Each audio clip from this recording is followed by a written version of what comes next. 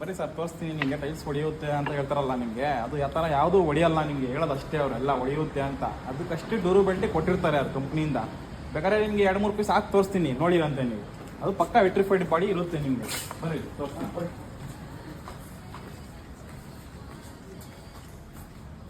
ನೋಡಿ, ಇದು ವಿಟ್ರಿಫೈಡ್, ಇದು ನಿಮಗೆ 2x4 ಇದು ನೋಡಿ. ಈ ಥರ ಮ್ಯಾಗಡೆ ಬಿದ್ರೂ ನಿಮಗೆ ಆಗಲ್ಲ ಹೊಡಿಯೋದು. ಈ ಥರ